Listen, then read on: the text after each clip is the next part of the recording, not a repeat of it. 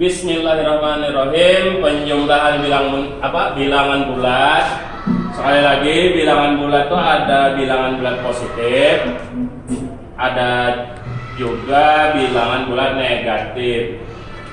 Nah, untuk mengerjakan penjumlahan ini kita memakai kata terhutang dan bayar hutang.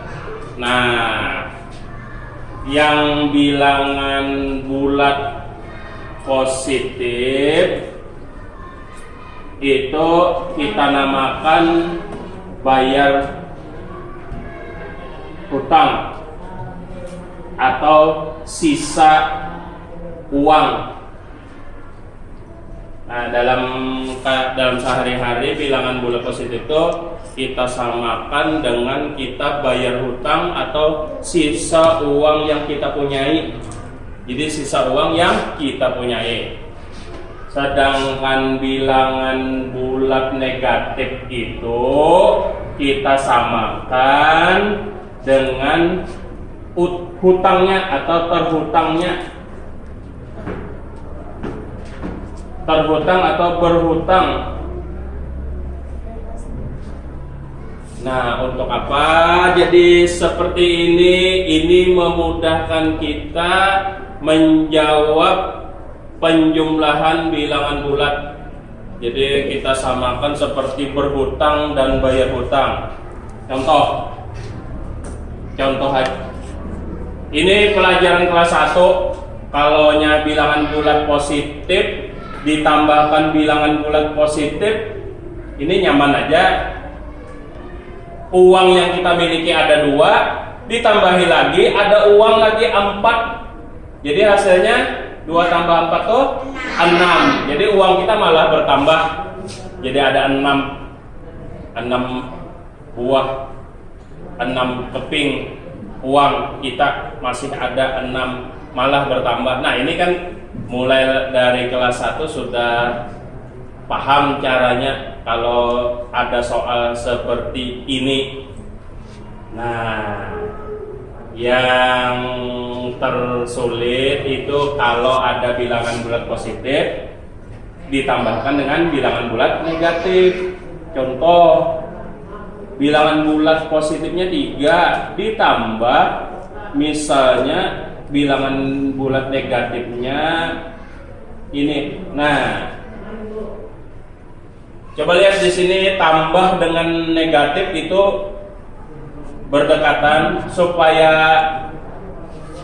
tidak membingungkan kita. Ini yang mana yang benar, yang tambah atau yang kurang atau yang negatif. Jadi kita beri tanda kurung. Nah, bahwa yang negatif ini adalah miliknya si angka 2 ini. Jadi ini negatif 2. Jadi bacaannya 3 ditambah negatif 2 seperti itu. Sama dengan berapa? Nah, menjawabnya kita pakai istilah kata bayar hutang dengan terhutang. Yang positif itu kita mempunyai uang 3 keping misalnya. Berarti sisa uang kita 3 keping. Sedangkan hutang kita, nah terhutang sebanyak 2, terhutang 2. Kira-kira kalau kita bayar pakai 3 keping, maka sisa uangnya berapa? 1. Nah, masih ada 1 lagi sisa uang kita. Dapat di mana? 3 dikurangi 2. 3 tadi dipakai dikurangi 2 keping, maka masih ada lagi sisa 1. Jadi sisa uang masih ada 1.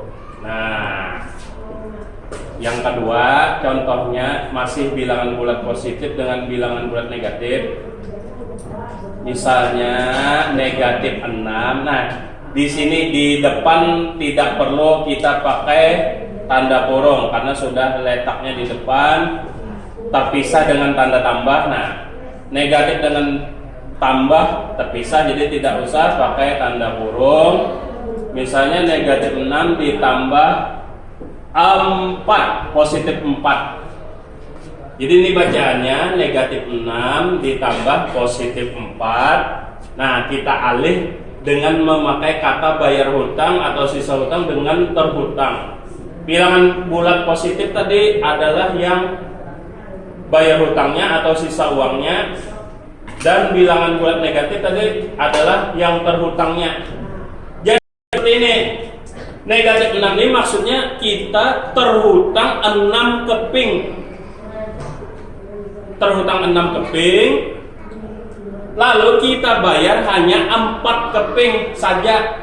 Nah, berarti 6 dikurang 4, sisa uangkah atau masih ada utang kah? Masih ada. Nah, kalau masih ada hutang berarti jawabannya pakai negatif 2. Nah, seperti itu.